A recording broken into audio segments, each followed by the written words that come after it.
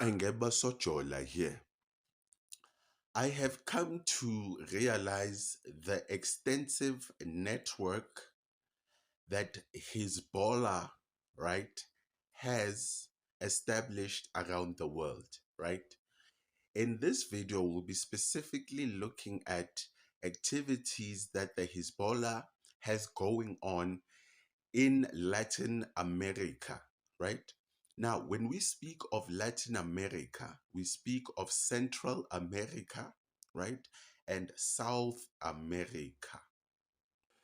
Now, when we look at Hezbollah, right, specifically in the Middle East, right, the form they take is of a political nature, right? So Hezbollah in the Middle East, right, specifically in Lebanon, is a political party which is part of the governance in Lebanon.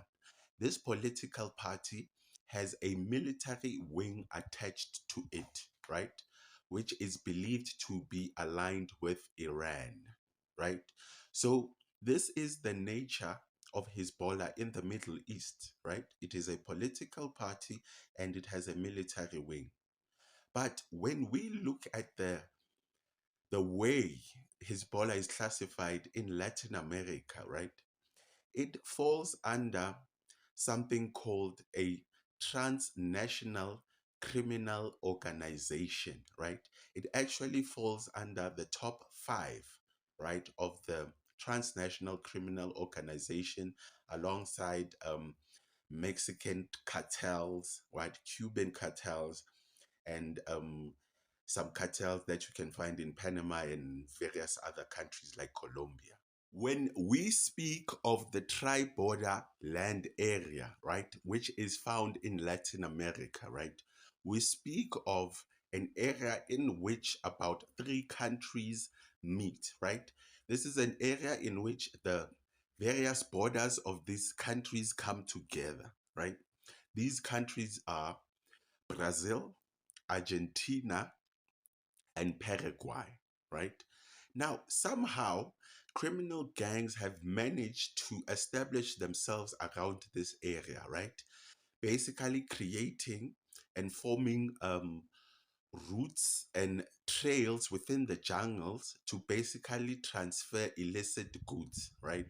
These illicit goods can range from um, drugs, right, being transferred. It can be used for sex trafficking, can be used for human trafficking, can be used for arms trafficking. So basically, the criminal gangs that you find in Latin America have managed to create the tri-border area as an area in which trade and movement of goods between countries can be easier, specifically illicit goods, right? Illegal goods.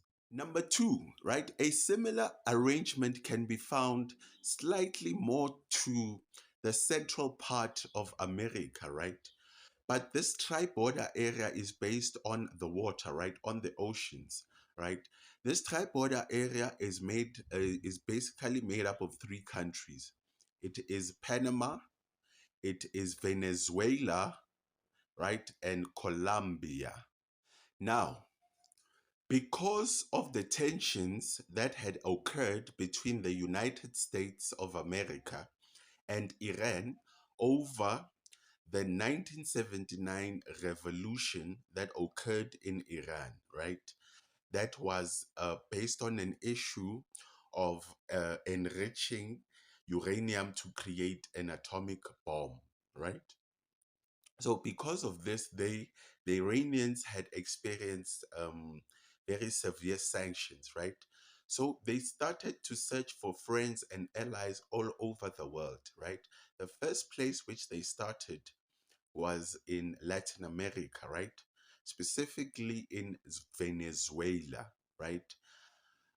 Still under the leadership and the administration of Hugo Chavez, right?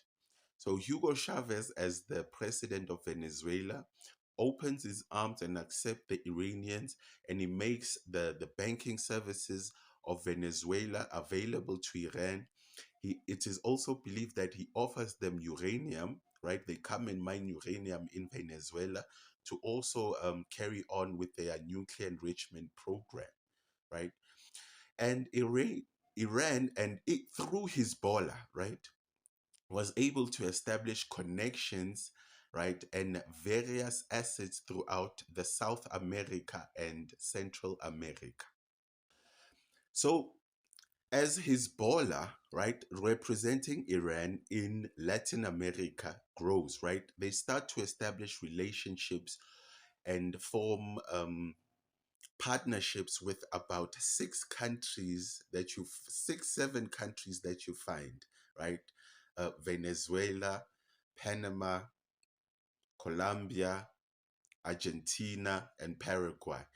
But one of the most important connections that they had formed in Latin America was with Cuba, right? So throughout the 90s, Hezbollah, right, stroke Iran, was establishing various political economic assets in South America and Central America, right? They were also gathering and developing intelligence in terms of knowing what's happening in that country and how they can basically attack America, right? They also had military training they had received from the various governments, right? They also had connected with the various criminal groups so that they can be able to move certain illicit things, let's say weapons or ingredients to make a bomb, right? Through these illicit trails and tracks which are formed in the jungles, right?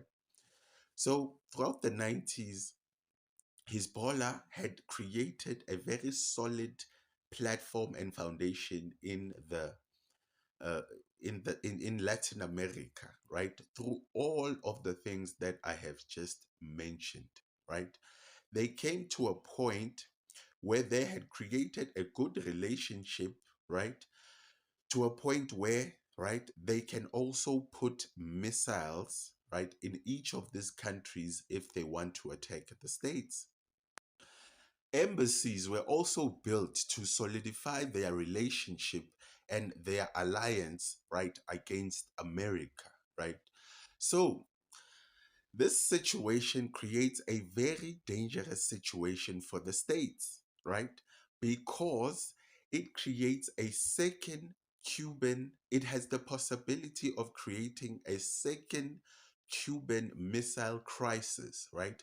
The one that we had, I'd say in the 80s, right, under the Cold War, when Russia or the Soviet Union managed to put nuclear missiles on the territory of Cuba, right?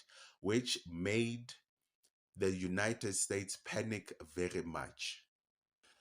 The presence of Hezbollah was also felt, particularly in the early 90s, right?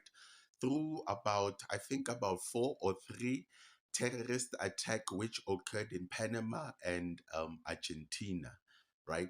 So by that time, Hezbollah had established themselves really well and had created a thorough network to be able to meter out these terror attacks, right? So these terror attacks are just saying that Hezbollah has the capacity to carry out terror attacks in the landmass of America. It can be in Central America, can be in South America, it can be in the United States of America. But by the fact of the establishments of network and relationship in this continent, South America to be specific, it weakens the hand of US, right? You can't afford to have missiles close to the border, as close as when the Soviet Union had nuclear missiles in Cuba.